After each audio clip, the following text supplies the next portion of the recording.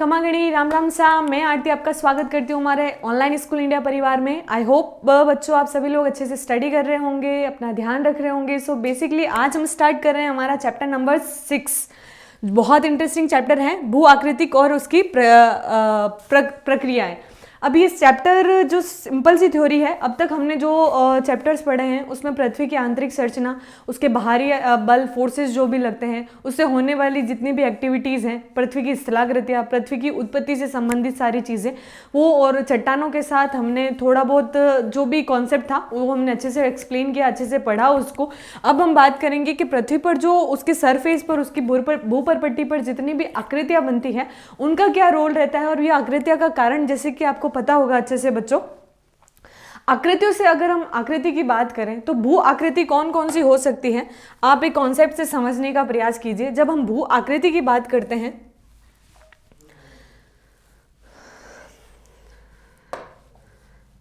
जब हम भू आकृति की बात करते हैं, जस्ट अ मिनट,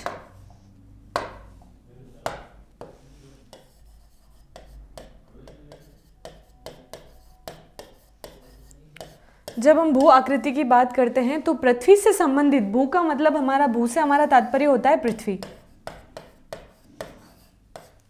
और आकृति का मतलब होता है जो भी स्थलाकृतियां बनती हैं, जैसे कि पर्वत, पठार, मैदान,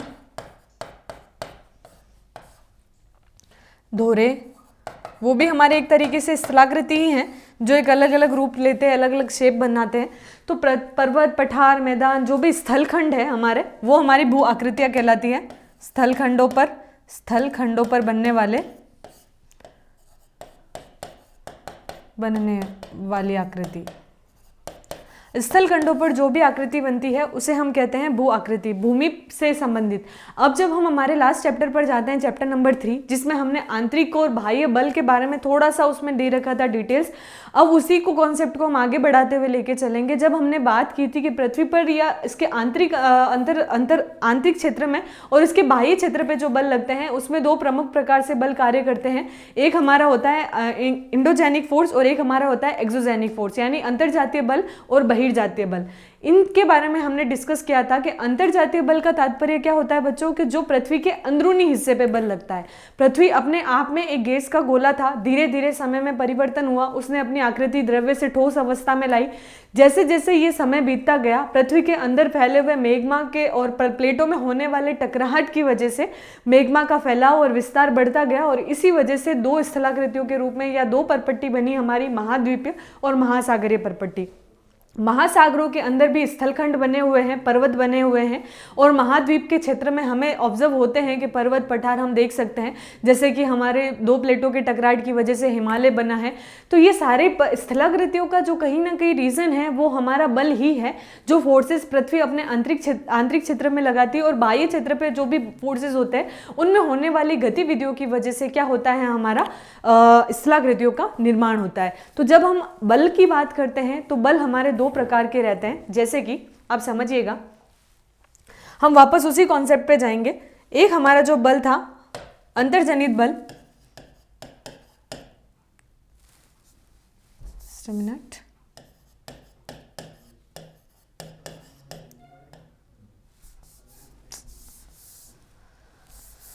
एक हमारा है अंतर्जनित बल,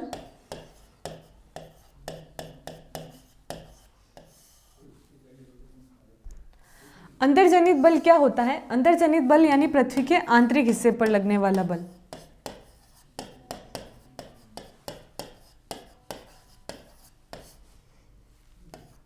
आंतरिक भाग में लगने वाला बल हमारा कहलाता है अंतर्जनित या आंतरिक बल। ये जो बल होता है ये दो प्रकार से कार्य करता है। एक है हमारा पटल विरूपण, जिसके बारे में हमने पढ़ा था, पटल विरूपण।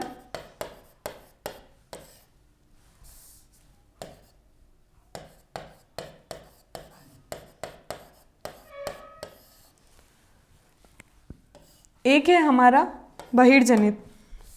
पटल विरूपण बल था एक हमारा, और एक हमारा था आकस्मिक बल। आकस्मिक क्या, जिसमें हमारे ज्वालामुखी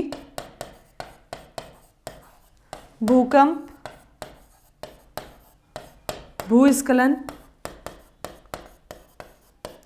ये सारी गतिविधियां हमें देखने को मिलती है। पटल विरूपण बल जो होता है वो धीमी गति वाला बल लगता है।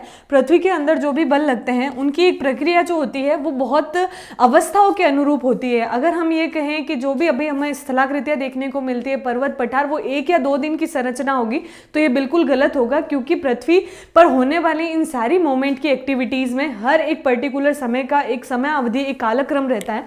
उस कालक्रम की अगर हम बात करें तो ये हजारों करोड़ों वर्ष की एक प्रक्रिया है। जैसे चट्टानों का हम इरोजन देखते हैं, जैसे आग्नेय चट्टान का अवसादी चट्टान में परिवर्तन होना, अवसादी का कायंत्री चट्टान में परिवर्तन होना, तो ये परिवर्तन की होने वाली जो घटना चक्र है वो एक समय लेती है, एक पीरियड का टाइम वो कंज्यूम करती है।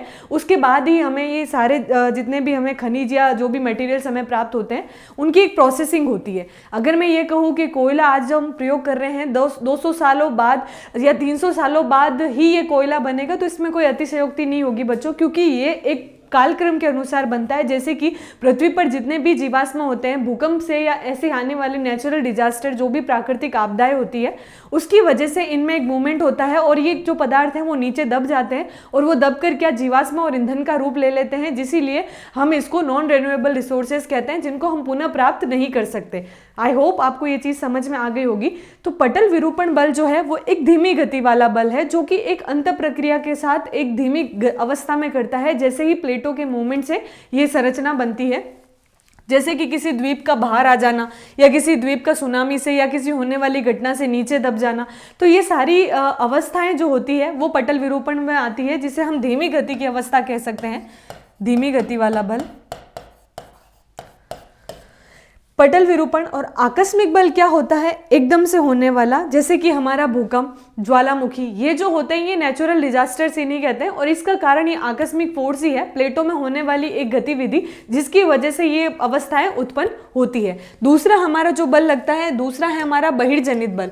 बहिर्जनित जो बल होता है वो बाहर की तरफ से, यानी पृथ्वी के जो ऊपरी भाग जो है, पृथ्वी का जो भूपर्पट्टी वाला भाग है, उस पर होने वाले फोर्सेस की वजह से। अब ये फोर्स किसके माध्यम से होते हैं? ये फोर्स होते हैं आपके 2 माध्यम से। जैसे कि हमारा बहिर्जनित जो है, देखिए मैं वापस आपको ये रिवाइज करवा रही हूँ, क्योंकि ये चैप्टर का जो टर्म है 6 चैप्टर का, ये कहीं ना कहीं इसी से इंटरेक्ट कर रहा है, तो वापस आपको ये चीज़ रिकॉल करवानी मेरे लिए ज़रूरी हो जाती है। हालांकि हम इसके बारे में हमारे लास्ट चैप्टर में पढ़ चुके हैं, बट इसको अगर अभी वापस से आप रिकॉल नहीं करेंगे तो आगे आने वाले जितने भी पॉइंट्स हैं आप उसमें कन्फ्यूज हो जाएंगे। तो जो बहिर्जनित बल है, ये बल 2 प्रकार से होता है। एक होता है आपका अपक्षय, एक होता है आपका अपर्दन। हमने बहुत अच्छे से समझा था, अब आपको इसमें डाउट नहीं होना चाहिए कि अपक्षय और अपर्दन में क्या डेफिनेशन है। अपक्षय आप सिंपल से समझिए, कोई चट्टान है और उस चट्टान में होने वाले स्खलन से या जो भी पदार्थ टूटते हैं वो एक ही जगह पे ढेर के रूप में इकट्ठे हो जाता है, वो तो कहलाता है आपका अपक्षय। लेकिन अपर्दन जो है वो किसी हवा के द्वारा, जल के द्वारा, 2-3 ऐसे कारण हैं जिनसे वो एक स्थान से दूसरे स्थान पर प्रवाहित हो जाता है। जैसे कि हवा के द्वारा मिट्टी के टीले, मिट्टी के कण जो हैं वो हवा से एक स्थान से दूसरे स्थान पर चले जाते हैं। जल का अगर हम माध्यम देखें या हिमनदों का हम माध्यम देखें, बड़े बड़े ग्लेशियर से जो नदियां निकलती है वो अपना एक फ्लो में, बहुत हैवी रेन फ्लो उनका होता है, हैवी बारिश की वजह से भी हम ये कह सकते हैं, वर्षा के द्वारा हैवी रेन फ्लो जब होता है, इनके माध्यम से क्या होता है, एक स्थान से दूसरे स्थान पर उन चीज़ों का चला जाना। जैसे कि कायंत्री चट्टान है, अवसादी भी जिसे मेटामार्फिक रॉक्स जो है वो इन्हीं अपर्दन का ही परिणाम है। ये एक स्थान से दूसरे स्थान पर चीज़ों को लेके चली जाती है और वहीं से एक नए इरोजन करके एक नई अवस्था, एक नई आकृति बना लेती है, या नई हम एक स्ट्रक्चर का निर्माण कर देती है। तो वो हमारा क्या कहलाता है? बहिर्जनित बल कहलाता है। तो अपर्दन और अपक्षय में अब आपको डाउट नहीं होना चाहिए।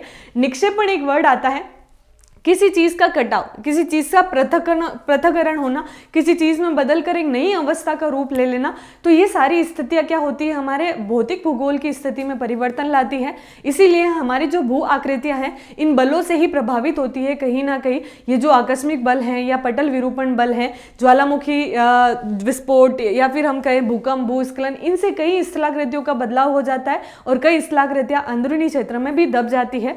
तो अब हम इसी के बारे में चर्चा करेंगे। यही हमारा चैप्टर है और इसी कॉन्सेप्ट से हम आगे बढ़ेंगे।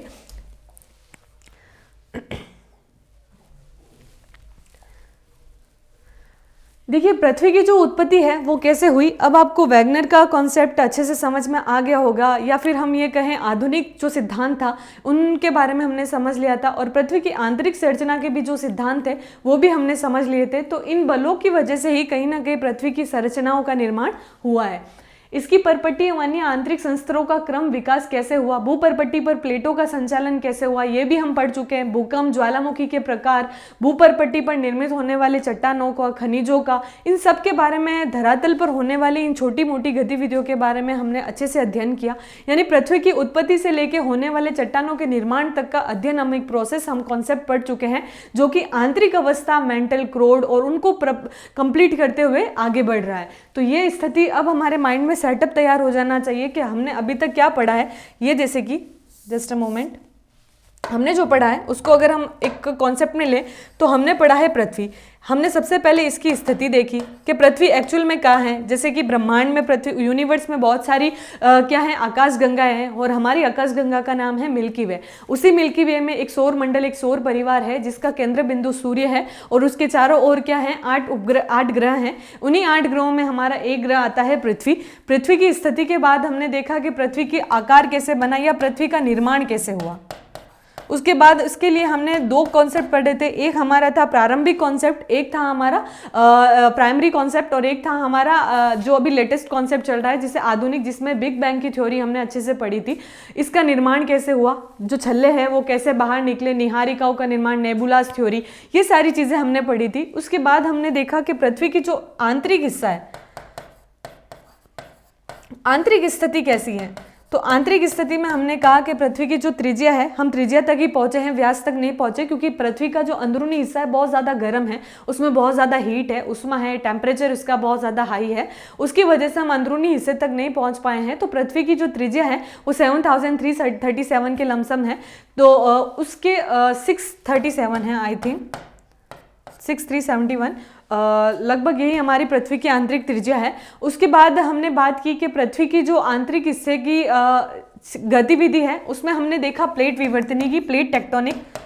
प्लेट विवर्तनी की किस प्रकार से काम करती है, उसी से हमारी क्या होती है, इन चीज़ों का निर्माण हम ये कह सकते हैं, या स्थितियों में बदलाव होता है। तो प्लेटों में होने वाली गतिविधियों की वजह से क्या होता है, मेग्मा का निर्माण, और वही मेग्मा ज्वालामुखी के विस्फोट के रूप में बाहर निकल के क्या कर देती है, चट्टानों का निर्माण कर देती है। तो अब तक हम जो चीज़ें पढ़ते आए स्टार्टिंग से लेके, फिर हमने देखा इन प्लेट विवर्तनी के सिद्धांत के साथ ही हमने देखा चट्टान कैसे बनती है, खनिज कहाँ से आते हैं, और इनकी स्थिति के बाद अब हम बात करेंगे इन खनिजों का हमें प्राप्ति कहाँ से होती है।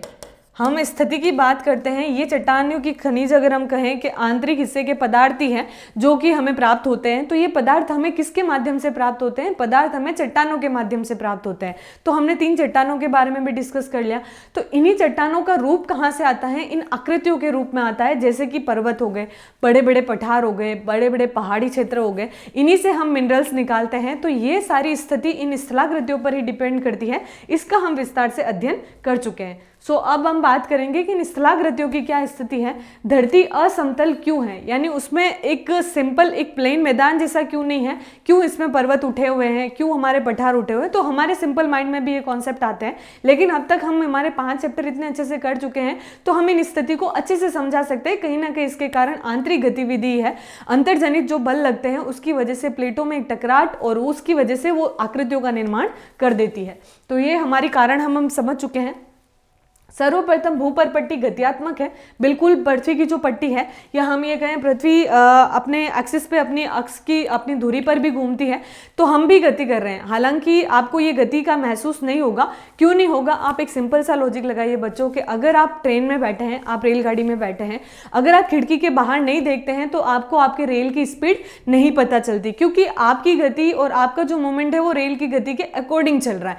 तो ये चीज़ वही पृथ्वी के साथ हो रही है। अगर हम पृथ्वी के बाहर की तरफ जाएंगे तो हम पृथ्वी की गति को महसूस कर सकते हैं, पृथ्वी का घूर्णन देख सकते हैं, ऑब्जर्व कर सकते हैं। लेकिन अगर हम पृथ्वी के साथ ही गति कर रहे हैं तो उसकी गति को हम महसूस नहीं कर सकते, या हम गति कर रहे हैं ये भी हम महसूस नहीं कर सकते, क्योंकि उसकी गति और हमारी गति इक्वल है। आई होप आप समझ पा रहे होंगे। लेकिन अगर आप जब अगर इतना ही आपको लगता है तो रेल के बाहर जब आप रेल अपनी फुल स्पीड से चल रही है, आप खिड़की की तरफ देखेंगे तब आपको एहसास होगा कि रेल की स्पीड क्या है। आई होप आपको ये गति का कारण समझ में आ गया होगा। तो यही चीज़ है। तो पृथ्वी की जो संपूर्ण भूप्रपट्टी है या पृथ्वी की जो भी स्थितियां हैं वो गत्यात्मक है, गति करती है। आप अच्छी तरह से जानते हैं कि क्षैतिज तथा ऊर्ध्वाधर दिशाओं में संचालित होती रहती है। निश्चित तौर पर यह भूतकाल में वर्तमान गति की अपेक्षा थोड़ी तीव्रता संचालित थी। यानी कहने का तात्पर्य यह है कि पृथ्वी का जो प्रारंभिक स्थिति थी उस समय उसकी गति क्या थी, बहुत ज़्यादा तेज थी। लेकिन अब ये गति निश्चित अवस्था में है और निश्चित तरीके से गति कर रही है। भूप्रपट्टी का निर्माण करने वाली पृथ्वी के भीतर सक्रिय आंतरिक बलों में पाया जाने वाला अंतर ही पृथ्वी के बाह्य सतह में अंतर के लिए उत्तरदायी है। यानी पृथ्वी की जो आंतरिक सतह में होने वाले जो फोर्सेस हैं, जैसे कि मैंने आपको बताया था, उन्हीं फोर्सेस की वजह से इन स्थलाकृतियों का या पृथ्वी के असमतल होने का कहीं ना कहीं यही कारण है। अब आप कॉन्सेप्ट समझिए। फोल्ड सेंटर जो है ये क्या होता है? धरातल सूर्य से प्राप्त ऊर्जा द्वारा प्रेरित बाह्य बलों से अनवरत प्रभावित होता रहता है।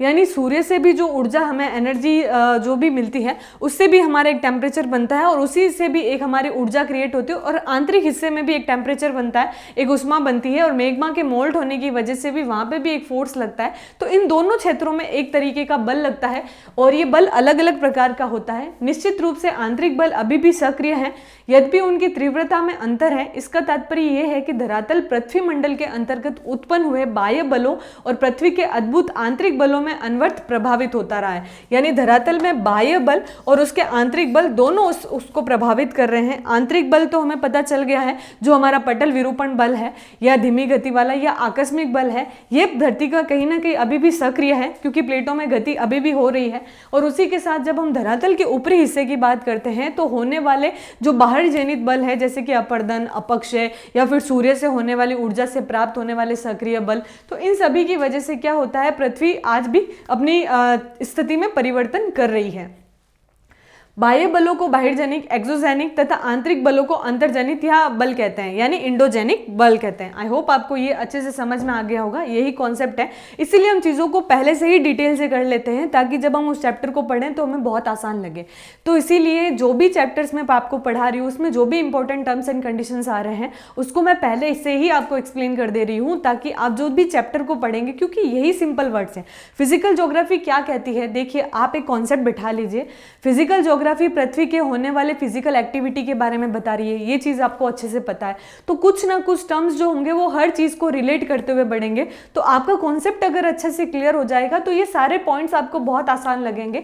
तो प्लीज थोड़ा सा फोकस्ड रह के, अगर आपने पीछे की क्लासेस नहीं देखी है तो एक बार उसे गो थ्रू हो जाइए, क्योंकि हर चैप्टर कहीं ना कहीं एक दूसरे से लिंक्ड अप है।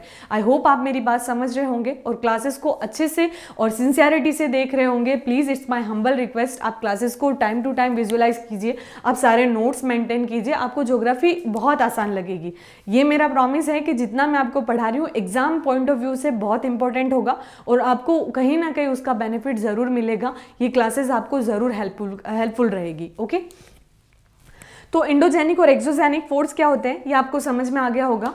अब हम बात करेंगे कि जो हमारा एक्सोजेनिक फोर्स है, बहिर्जनिक जो बल है, उसका क्रियाओं का क्या परिणाम होता है, उसके कारण क्या होते हैं। उसके कारण उभरी हुई भू आकृतियां बनती है, विघर्षण होता है, विघर्षण यानी उसमें टकराहट होती है, वार्मिंग डाउन होता है, और बेसिन जो होता है, बेसिन का निर्माण, गर्तों का निर्माण, गड्ढों का निर्माण, ये स्थितियां होती है। और क्या हो सकती है, देखिए जैसे कि बारिश होती है या भूकंप आपने कभी देखा होगा तो जमीन फट जाती है, तो उसके अंदरूनी हिस्से में कई चीजें दब जाती है। और भूस्खलन होता है तो लैंडस्लाइड जो होते हैं वो उसमें बड़े बड़े पर्वत क्या होते हैं, बिखर कर उनका मलबा क्या होता है आगे की तरफ इकट्ठा हो जाता है। तो कहीं ना कहीं आकृतियों में बदलाव हो रहा है, गड्ढों का निर्माण हो रहा है, बेसिन बन रहे हैं। तो ये सभी स्थलाकृतियां क्या किसका प्रमाण है, बहिर्जनित क्रियाओं का परिणाम है।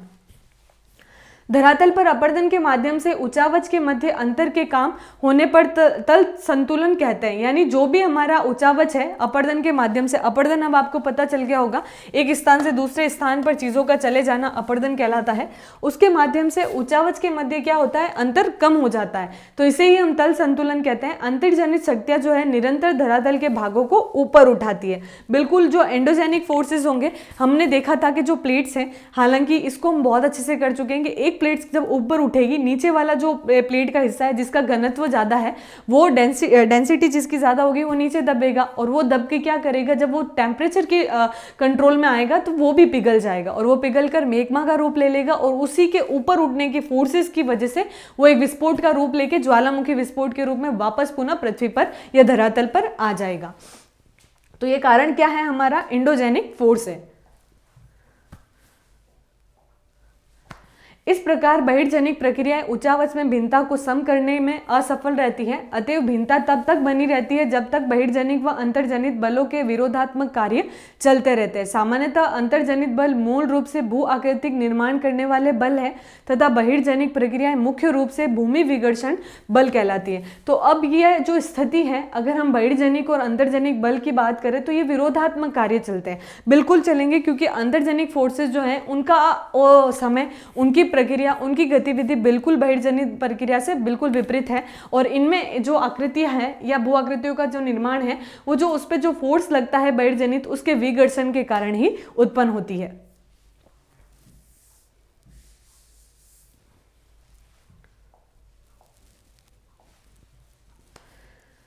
अब हम कहें कि पृथ्वी का जो तल है, पृथ्वी का जो तल जो हमें प्लेटें, देखिए तल क्या होंगे, पृथ्वी की प्लेटें ही तल होगी। हम जहाँ पर खड़े, हर एक भूखंड का एक तल होता है और वो तल प्लेटों का ही तल कहलाता है। आप प्लीज़ इसमें कंफ्यूज मत होइएगा कि प्लेटें अलग हैं, भूखंड अलग है।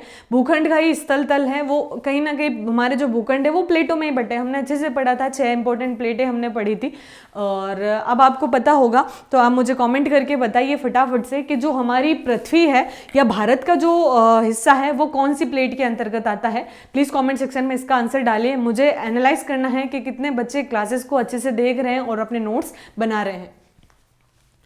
भूतल संवेदनशील है, मानव अपने निर्वाह के लिए इस पर निर्भर रहता है तथा इसका व्यापक एवं सघन उपयोग होता है। लगभग सभी जीवों का धरातल के पर्यावरण के अनुवाह में योगदान होता है। मनुष्य ने संसाधनों का अत्यधिक दोहन किया है, हमें इनका उपयोग करना चाहिए, किंतु भविष्य में जीवन निर्वाह के लिए इसकी पर्याप्त संभाव्यता को बचाए रखना चाहिए। तो बिल्कुल है, संसाधन हमारे लिए नेचुरल सस्टेनेबल डेवलपमेंट आपने सुना होगा, सतत पोषणीय विकास आपने क्लास में भी पढ़ा होगा, 9th 10th में, 7th 8th में। इसके बारे में बहुत ज़्यादा गवर्नमेंट भी अलर्ट आपको कर रही है। इवन जो WHO है, वर्ल्ड हेल्थ ऑर्गेनाइजेशन, इन्होंने भी स्ट्रिक्टली बोला है कि जो हमारे रिसोर्सेज हैं उनको हमें मेंटेन करके रखना चाहिए। और क्योंकि आने वाले समय में इन रिसोर्सेज की जो मात्रा या क्वांटिटी है वो कम ही होगी, क्योंकि बढ़ती हुई सेंसस, बढ़ती हुई जनसंख्या कहीं ना कहीं इसको इफेक्ट करेगी। और हम मानव जितना हम समझते हैं कि हम खुद एक सेल्फिश पर्सनैलिटी हैं, हम हमारे उपयोग के लिए नेचर को कई बार हार्म भी करते हैं। हालांकि अब हम थोड़ा सा अलर्ट भी हो रहे हैं, तो ये अलर्टनेस बहुत ज़्यादा ज़रूरी है, क्योंकि इसका ही हमें ही लॉस होने वाला है। अगर हम पृथ्वी और नेचर के साथ कुछ भी बदलाव करेंगे तो उसका कहीं ना कहीं प्रभाव हमारे ऊपर ही आएगा। तो जितने भी संसाधन हैं, आपको लगता है कि आपके लिए वो उपयोगी हैं, और उनको आपको जितना हो सके लिमिटेड सोर्सेज के रूप में ही प्रयोग करना चाहिए, क्योंकि आगे आने वाली जो भी जनरेशन रहेगी उनको, ताकि उनका बेनिफिट भी मिल सके। क्योंकि कोयला और पेट्रोल, ये जितने भी नेचुरल रिसोर्सेज हैं वो आसानी से नहीं बनते, 1 या 2 साल की बनने की प्रक्रिया नहीं होती, इनको हजारों सालों का समय लग जाता है। तो प्लीज़ इस चीज़ के लिए आप भी अलर्ट रहें। एज ए ज्योग्राफी स्टूडेंट आप में अंदर ये क्यूरियोसिटी भी होनी चाहिए कि रिसोर्सेज को आप कितना हो सके सस्टेन करके रखें। इसे ही हम सतत पोषणीय विकास कहते हैं, कि भावी पीढ़ी के लिए हम हमारे संसाधनों को कंज्यूम करके रख सकें। तो यही चीज़ हमारे चैप्टर में कहा जा रहा है कि मनुष्य को जो जितने भी संसाधन हैं उनको एक लिमिटेड सोर्सेज में ही प्रयोग करना चाहिए, जितना उनको उपयोग की नीड हो उतना ही वो करें। धरातल के अधिकांश भाग को बहुत लंबी अवधि में आकार प्राप्त हुआ है। बिल्कुल एक बहुत लंबी प्रोसेस से धरातल अपने रूप में आया है। या हम हमारे स्थलखंड की बात करें, हमारे पर्टिकुलर इंडिया की बात करें, तो उस प्लेट को ऊपर खिसकने में सिर्फ 1 या 2 दिन का समय नहीं लगा। ये स्ट्रक्चर जो इंडिया बना है इसको बनने में काफ़ी समय लगा, क्योंकि आप देखिए ये अफ्रीकन प्लेट से जब इंडिया अलग हुआ तब ये खिसकते हुए यहाँ पहुंचा, और यूरेशियन प्लेट से जब ये टकराया तो यूरेशियन प्लेट की टकराहट की वजह से वहाँ हिमालय का, तिब्बत के पठार से जब टकरा कर ये हिमालय का पर्वत बना है। तो इसको बनने की एक लंबी प्रोसेस, एक प्रक्रिया रही होगी। और हालांकि आज भी इसके घनत्व की वजह से क्या हो रहा है, ये प्लेट नीचे दब रही है, जिसकी वजह से हिमालय ऊपर उठ रहा है। हिमालय में आज भी वैज्ञानिकों का मानना है कि हिमालय आज भी बढ़ेगा, और हो सकता है इसकी हाइट बहुत ऊपर जाए। माउंट एवरेस्ट की कितनी हाइट है, प्लीज़ मुझे कॉमेंट करके बताइएगा कि माउंट एवरेस्ट की हाइट एग्जैक्ट क्या है। और थोड़ा अपडेट होके बताइएगा, क्योंकि हाल ही में रिसर्च किया गया था और उसकी हाइट थोड़ी सी बड़ी भी है। कितने सेंटीमीटर या कितने इंच बड़ी है आपको मुझे बताना है कमेंट करके।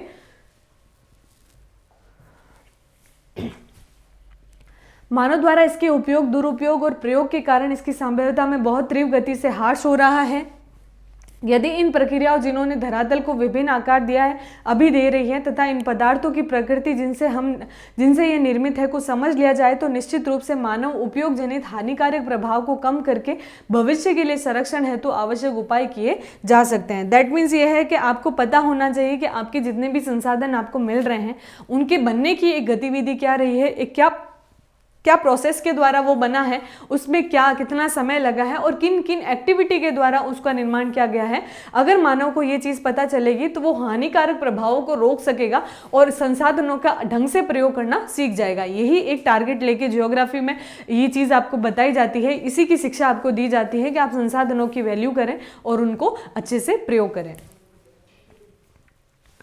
भू आकृतिक प्रक्रियाएं। अब जियोमॉर्फिक प्रोसेस क्या होता है, आप भू आकृतिक प्रक्रियाओं के अर्थ को समझना चाहेंगे। बिल्कुल, पृथ्वी का जो धरातल है, पदार्थों पर अंतर्जनित और बहिर्जनित भौतिक दबाव और रासायनिक क्रियाओं के कारण भूतल के विन्यास में परिवर्तन उत्पन्न होता है और भू आकृतिक प्रक्रियाएं कहते हैं। यानी अंतर्जनित और बहिर्जनित बल से लगने वाले फोर्सेस से होने वाली स्थलाकृतियों में बदलाव को ही हम क्या कहते हैं, भू आकृतिक प्रक्रियाएं कहते हैं।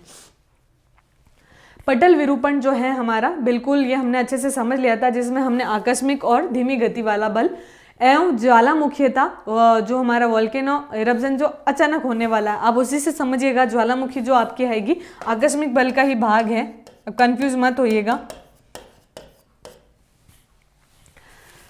आप अगर ये कॉन्सेप्ट बनाना चाहते हैं तो प्लीज़ आप इसको एक बार स्क्रीनशॉट ले लीजिए, ताकि क्या है कि आप इसको एक बार अपनी बुक में भी बना लीजिए, ताकि ये चीज़ आपको बार बार जब आपके सामने ये वर्ड्स आए तो आप कंफ्यूज ना हो। ओके, तो आप प्लीज़ इसका स्क्रीनशॉट ले लीजिए। So ready.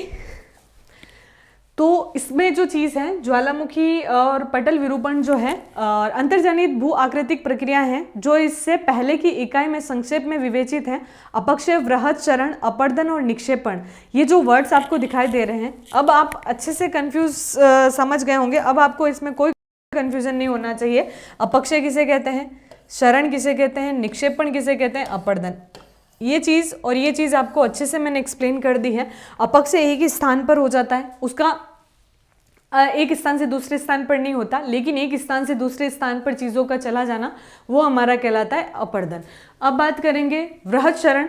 वृहत शरण जो इसे ही कहा जाता है, जैसे कि शरण एक भारी मात्रा में क्या होना, एक क्षति। शरण का मतलब क्या होना, ह्रास होना, यानी उसकी कमी होना, ह्रास जिसे हम बोलते हैं, ह्रास। और निक्षेपण मतलब डिपोजिशन, जो हमारा निक्षेपण यानी एक स्थानांतरण ही कहलाता है। तो ये सारे टर्म्स एंड पॉइंट्स अलग अलग वर्ड्स में दे रखे हैं, हालांकि इनका मीनिंग एक ही होता है। और इनमें बहिर्जनिक भू आकृतिक प्रक्रिया है, इसका हम अच्छे से विस्तार से अध्ययन करेंगे इन सारे पॉइंट्स के बारे में, क्योंकि ये चैप्टर इसी के बारे में आपको रिलेट करके बताएगा कि इनका मीनिंग एक्चुअल में क्या है। प्रकृति के किसी भी बहिर्जनिक तत्व जैसे कि जल, हिम और वायु। जल का मतलब अब आप समझ गए होंगे, जो भी हमारे नदियां हैं,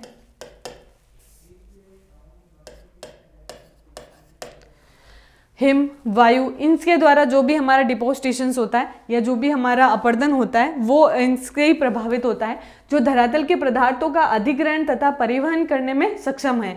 तो भू आकृतिक कारक कहा जा सकता है। जब प्रकृति के ये तत्व ढाल प्रवणता के कारण गतिशील हो जाते हैं तो पदार्थों को हटाकर ढाल के सहारे ले जाते हैं और निचले भागों में निक्षेपित कर देते हैं। तो इनमें क्या होता है कि जो भी हमारे ये इन चीज़ों की वजह से ये क्या होता है, धरातल के जितने भी पदार्थ हैं उनको एक स्थान से दूसरे स्थान पर ले जाके एक भू आकृति का निर्माण कर देते हैं। तो इन्हें हम क्या कहते हैं, भू आकृतिक कारक कहते हैं।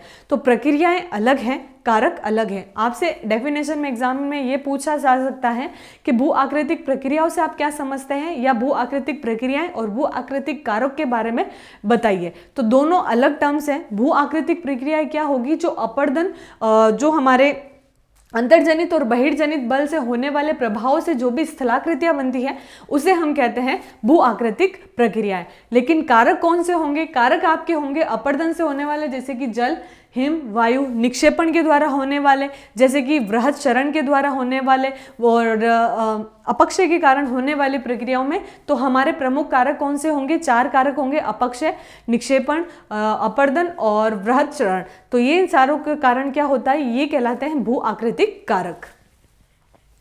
जब प्रकृति के ये तत्व ढाल प्रवणता के कारण गतिशील हो जाते हैं तो पदार्थों को हटाकर ढाल के सहारे ले जाते हैं और निचले भागों में निक्षेपित कर देते हैं। भू आकृतिक प्रक्रियाएं तथा भू आकृतिक कारक विशेषकर बहिर्जनिक को यदि स्पष्ट रूप से अलग अलग ना कहा जाए तो एक ही समझना होगा, क्योंकि ये दोनों एक ही होते हैं। तो भू आकृतिक कारक और बहिर्जनिक बिल्कुल हम कह सकते हैं, क्योंकि बहिर्जनिक में हम 2 ही चीजें लेते हैं, अपर्दन और अपक्षय। अपक्षय को वृहत क्षरण भी कह सकते हैं। अपर्दन में आपका आ जाएगा निक्षेपण, तो हम इसको बहिर्जनिक कह सकते हैं। हालांकि भू आकृतिक प्रक्रियाओं के बारे में अगर हम बात करेंगे तो अंतर्जनिक और बहिर्जनिक बलों से होने वाली क्रियाओं से जो भी स्थलाकृति बनती है वो हमारी प्रक्रियाएं होती हैं। और दूसरा, अगर हम कारक की बात करते हैं तो कारक में आप बहिर्जनित बल ले सकते हैं, क्योंकि यहाँ पे कारक 4 ही हैं, अपर्दन, अपक्षय, निक्षेपण और ये हमारा वृहत क्षरण। तो ये कहीं ना कहीं बहिर्जनित इंडोजेनिक फोर्स से होने वाले कारक ही हैं, जिसका हमने अच्छे से समझ लिया था। आई होप अब आप कंफ्यूज नहीं होंगे। प्लीज आप अच्छे से समझिएगा मैं आपको क्या समझाना चाह रही हूँ। ये पैराग्राफ हमारा जो कह रहा है वो ये कह रहा है कि पृथ्वी के जो हिस्से हैं उसको अगर हम कहें आंतरिक बल और इसका बाह्य बल, उससे होने वाले मूवमेंट से जो भी आकृतियां बनती है वो हमारी भू आकृतिक प्रक्रियाओं के अंतर्गत आती है। अब बात करते हैं भू आकृतिक कारक कौन से होते हैं जो इसको बनाने में या उसको इंप्लीमेंट करने में हेल्पफुल होते हैं। तो हमारे 4 कारक हैं, अपर्दन, अपक्षय, वृहत क्षरण और निक्षेपण। तो ये हमारे बहिर्जनित ही कहलाते हैं, क्योंकि एक्सोजेनिक जो फोर्सेज होते हैं उसी निर्माण में ये 2 प्रमुख भूमिका निभाते हैं। आई होप आपको ये कॉन्सेप्ट समझ में आ गया होगा। फिर भी अगर आपको कुछ डाउट रहता है तो कमेंट सेक्शन में अपने डाउट्स डाल दीजिए, हम पूरी कोशिश करेंगे उसको क्लियरिफाई करें। हालांकि बहुत इजी वे में पहले ही मैंने मेथड क्लियर कर दिए हैं, तो पैराग्राफ आपको अच्छे से समझ आ ही जाना चाहिए। एक प्रक्रिया बल होता है जो धरातल के पदार्थों के साथ अनुप्रयुक्त होने पर भी प्रभावी होता जाता है। तो एक ऐसा बल जो प्रभावी होता रहता है। एक कारक जो है हमारा एक गतिशील माध्यम है, जैसे कि जल, हिमानी, हवा, लहरें, धाराएं, बिल्कुल ये इसी की वजह से ये फ्लो में काम करती है, क्योंकि नदियों का कार्य क्या है? बहना। तो नदियां बहेगी तो अपने साथ सारा जितने भी मलबा है वो आगे लेके जाएगी और उसको इकट्ठा करेगी। तो ये स्थिति क्या होती है? ये हमारे बहिर्जनिक फोर्सेस कहलाते हैं, जो धरातल के पदार्थों को हटाता है, ले जाता है, निक्षेपित करता है। इस प्रकार प्रवाह युक्त जल, भूमिगत जल, हिमानी, हवा, लहरों, धाराओं आदि को भू आकृतिक कारक कहा जाता है। बिल्कुल इसीलिए ये कारक का मतलब क्या होता है? उसको करने के कारण या उसको करने वाले कारक, ऑब्वियसली। तो कारक में वही चीजें होगी जो इसके निर्माण में, इसके प्रोसेस में हेल्पफुल रहती है। तो अपर्दन, अपक्षय, ये सारी घटनाएं जो है एक भू आकृतिक निर्माण में अपनी भूमिका निभाते हैं। अब हम बात करेंगे इसके बारे में हमारी नेक्स्ट क्लास में। आई थिंक आपको ये चीज़ अच्छे से समझ में आ गई होगी कि हमारे भू आकृतिक कारक क्या हैं। बहुत सिंपल कॉन्सेप्ट है। और ये देखिए कि आप जानते हैं कि भू आकृतिक कारक और भू आकृतिक प्रक्रियाओं में अंतर करना आवश्यक है, बिल्कुल आवश्यक है। तो आज आपका होमवर्क ये है कि भू आकृतिक प्रक्रियाओं से आप क्या समझते हैं लिखिए, और भू आकृतिक कारक किसे कहते हैं वो समझाइए। तो 2 क्वेश्चन आपको करने हैं। आई होप आप ये क्वेश्चन करेंगे, क्योंकि मैं पर्सनली विजुअलाइज नहीं कर पाऊंगी कि आपने किया है कि नहीं किया है। तो ये ऑनेस्ट एज ए स्टूडेंट आप में होनी चाहिए। अगर आप एज ए लर्नर हैं तो लर्नर को अपने ट्यूटर की बात माननी ही चाहिए। मेरा टारगेट इतना ही है कि मैं आपको सिंपल से सिंपल वे में आपको समझाऊं, लेकिन थोड़े से एफर्ट्स आपके रहेंगे तो आप बहुत बेहतर कर सकते हैं, और मैं आपके सपोर्ट में हमेशा खड़ी रहूंगी। सो मिलते हैं हम हमारी नेक्स्ट क्लास में। Take care yourself, good bye.